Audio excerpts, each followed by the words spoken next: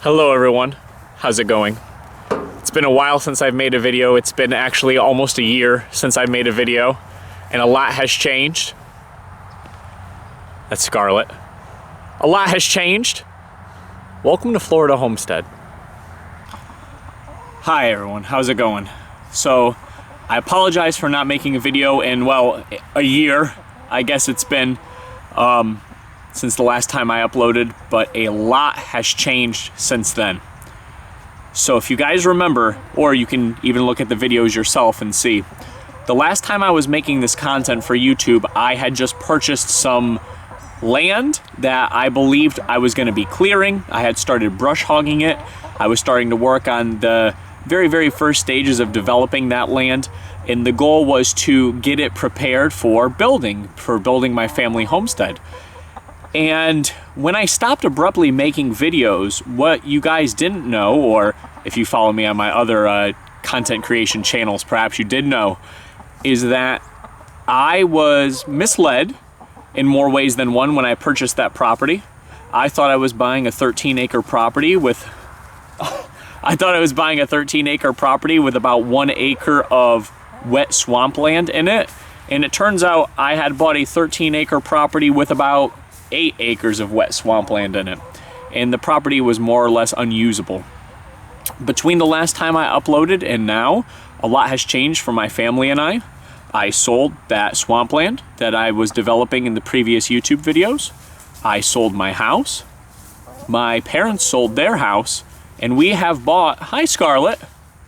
Here's my Jersey cow, Scarlett. See if you can see her. That's my girl right there. She's my favorite. We've bought a homestead out here in Central Florida. It's 10 acres. My family and I, we live in this house right here. Me, my wife, my children, my parents live here. And then a little bit further down the property, my sister and my grandmother have their own house where they've been living. We are moving forward pretty rapidly with the homesteading dream. I have 5 cows. This is Scarlett. She's a Jersey cow. She's meant to be a dairy cow. This is Pickles. She's a Brahman. This is Cookie. Cookie's a Longhorn. Then we have Elsie and Sarah. They're Angus. Sarah's a black Angus, and Elsie is a regular Angus. So we have 5 cows. And then over here, as you see, we have 7 egg-laying hens. Oh, Scarlett's over there messing with the gate. We have 7 egg-laying hens on the property, and we're going to be getting a rooster this week.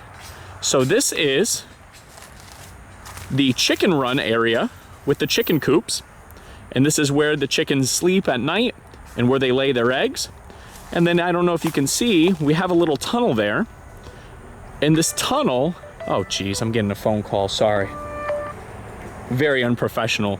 This tunnel here is where the chickens are able to go from their safe area right into the cow pasture, and they can root around and free range and sift through some of the cow droppings and spread that around onto the pasture for us, because those cow droppings are actually good fertilizer.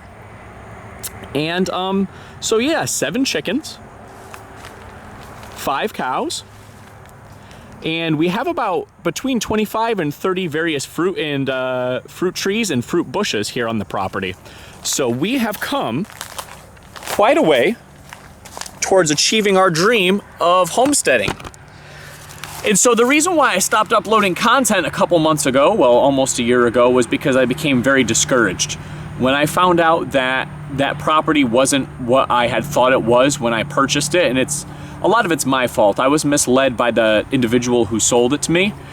He said it was about 1 acre wet, and the brush was so dense on this property that you physically could not move through it. So I kind of took his word for it, and that's very naive of me. I never should have done something like that. But it turns out that the property was much less usable than what I thought, and that's why those uploads just stopped abruptly and without explanation. I was feeling very defeated and very discouraged. But a couple months later, within only about 2-3 months, we were very blessed to find this property, and they say everything happens for a reason, because this property is a million times better 1,000,000 times more usable than that land that I had previously, that swampland. So my whole family's here. Myself, my wife, the kids, my parents, my grandma, and my sister, they have their own house down there. And like I said, we have 5 cows, 7 egg-laying hens, and the plan is to get a rooster very soon and at least 2 goats, a male and a female, very soon. And then that'll be basically the start of our truly sustainable homestead. The idea is still the same as it was when I started this channel. We're trying to be as self-reliant, especially in these really, really strange and disheartening times. We're trying to be as self-reliant as we can.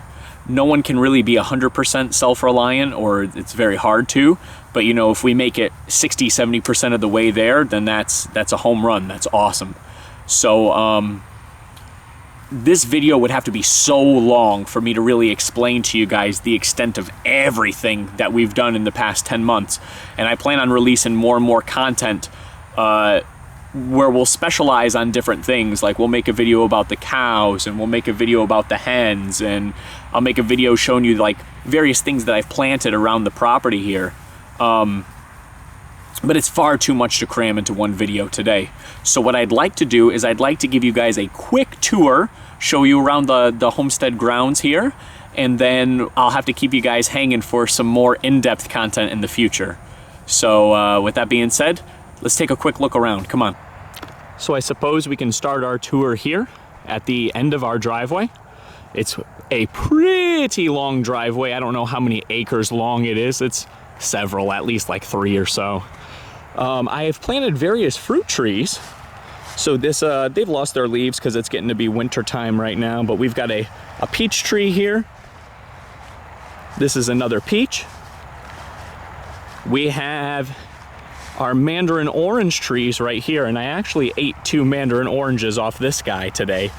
But these are 2 years old. I actually brought them from my old house to this new homestead. As you can see, we've got a nice mandarin orange on there, but I've already eaten a couple off there today. They were delicious. We've got a mandarin orange. This is another mandarin orange right here. There's 1 fruit on this one, not quite ready yet. I believe that is a lemon bush. One of these is a lemon and one of these is a lime. They look pretty similar, but I know I have 1 lemon and 1 lime. Now this is an interesting fruit tree that I planted. This is called a Chinese calamadin.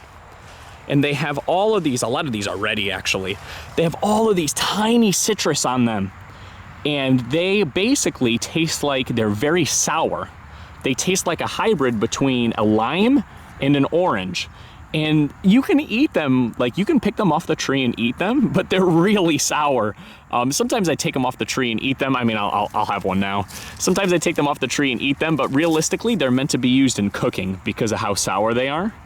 But they're really cool. I've never heard of this before, so I bought this tree pretty big. This is almost the size I got it from a nursery.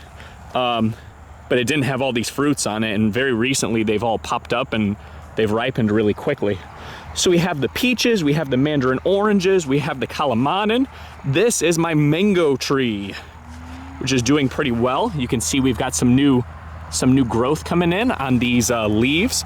I moved this from my old house as well. I don't know if you guys, those of you guys who watch those old Florida homestead videos, I actually planted these mangoes when they were really tiny. Another mango here.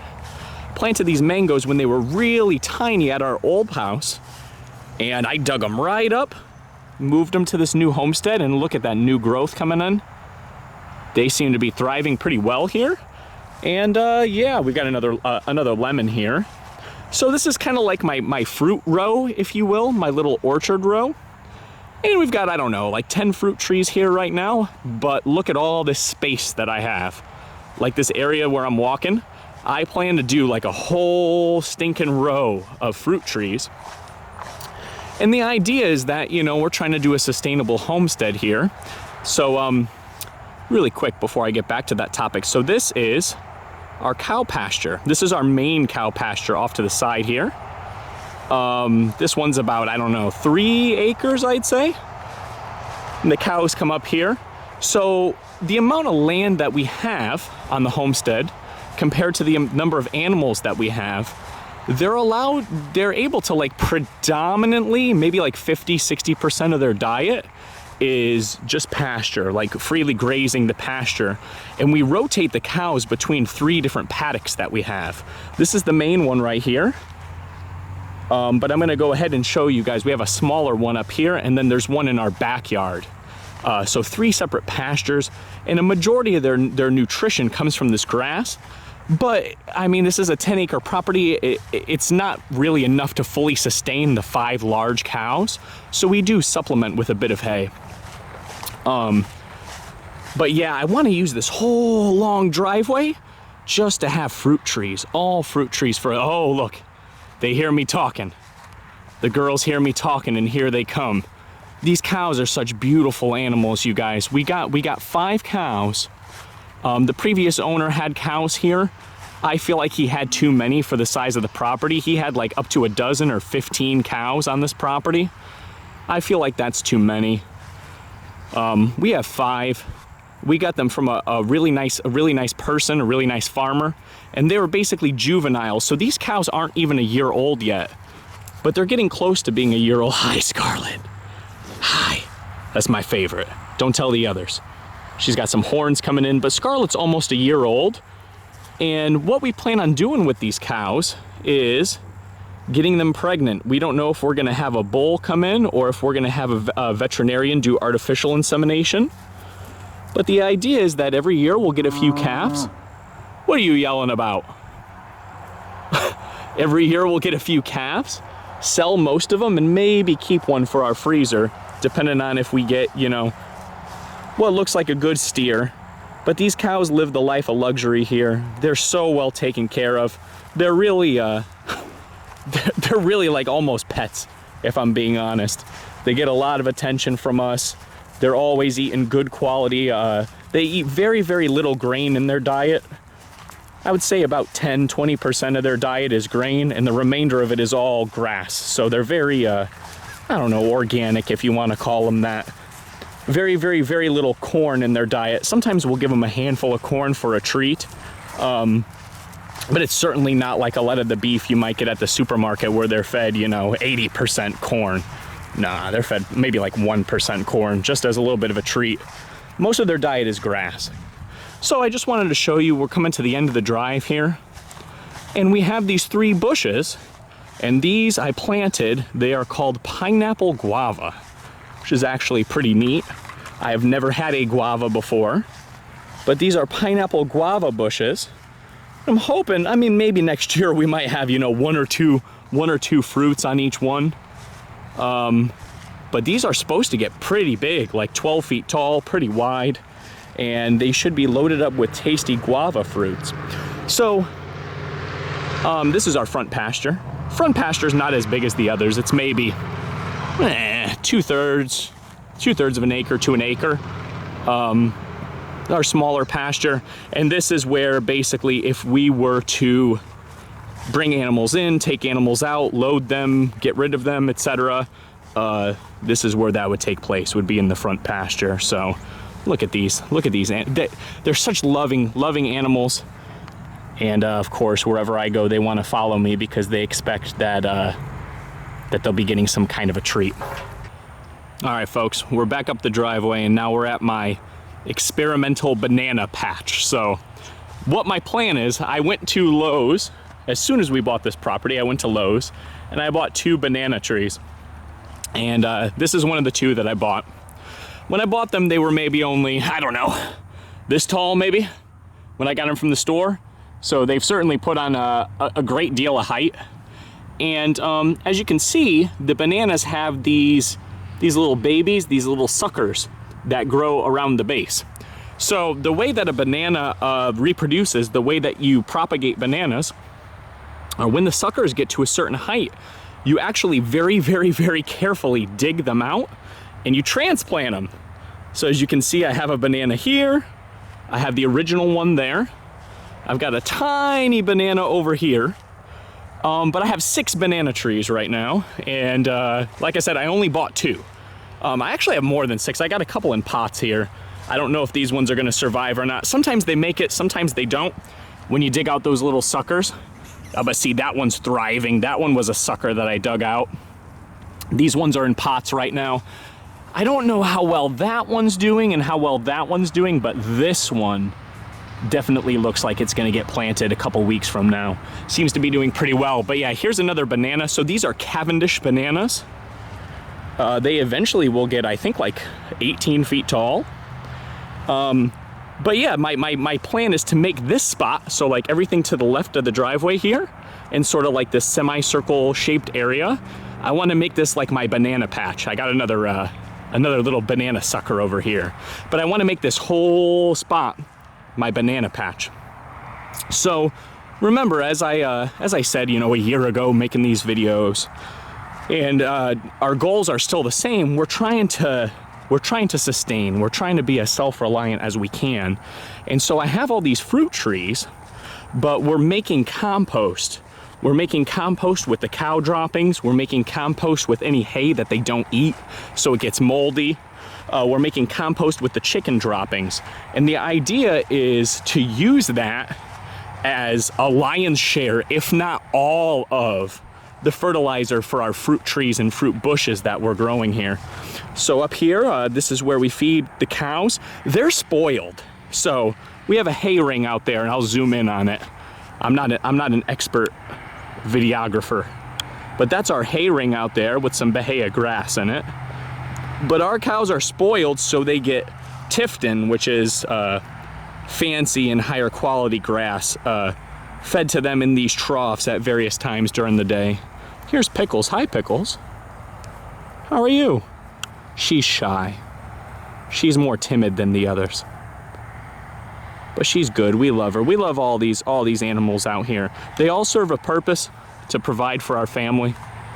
So yeah, so this is still part of that one large pasture that we walked down when we were going down the driveway. That's where they eat. We have their water out here in the distance. That's an automatic watering spot for the cows. And then over here we have our compost. This is the compost station where I tediously bring all of the waste product and stir it every couple days. But I mean, look at how much fertilizer we're making. This is the biggest I've gotten the pile since we moved in. Easily, I don't know, 15, 20 wheelbarrows full. And by the time winter's over, by February, March, I hope that we have even double this amount. So that's a lot of fertilizer we're making there. And then of course, chicken coop, where the chickens live, where they lay their eggs. And then they have this cool little tunnel where they can get out into the pasture. And it's all about creating almost like an ecosystem out here. We plan on getting some goats. So the chickens will scratch through the cows' droppings, and they'll eat parasites out of the cow's droppings. I know that sounds weird, but the chickens will actually eat parasites out of the cow's droppings, which makes it so that the cows don't get sick, believe it or not. And when we get the goats on the property, the goats do the same thing. The goats will actually eat those parasites out of the cow droppings, and they like reduce each other's bacterial load, their parasite load. And you end up with healthier animals this way, as opposed to if you just had like a monoculture farm with only one type of animal. So it's pretty cool. Little ecosystem we have out here. So this is still all the first pasture. And then as you see, we have this gate here. This gate leads to our back pasture. Our back pasture is, I don't know, 2.5 acres. It's a little bit smaller than our front one. But this is all our back pasture. Now, as you can see, a lot of our pasture is field, and a lot of it is a mixture of like field and brush / forest. And I think when we get those goats in here soon, those goats are gonna love some of this brush that we have in here, because goats are more browsers than grazers, and they love to eat brush. So we're excited to get those goats in here soon. And yeah, guys, I mean, I could go on. You know, this is a video that I wasn't really sure how I was gonna tackle, because so much has happened in the past year. I could go on for a long time.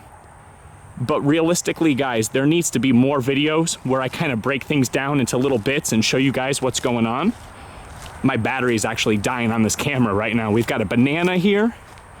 We've got a loquat tree there. We've got, I don't even know what kind of citrus this is, but I ate one today and it was delicious. We've got some raised beds. We've got another loquat there. So guys, the camera's literally dying right now. But listen, we're very blessed. And I thank you guys for bearing with me. If you guys want to be a part of this homesteading journey with me and my family, I've got some much smaller update videos coming in the not so distant future. And I have a lot to talk about and a lot to share with you guys. So thank you guys. God bless you. Thank you so much for all the support. Big video, lots to talk about. But yeah, welcome to my homestead, guys. 5 cows, 7 chickens, and soon to be a bunch more critters too. I'll take you along with the ride. All right? God bless. Take care, everybody. See you later.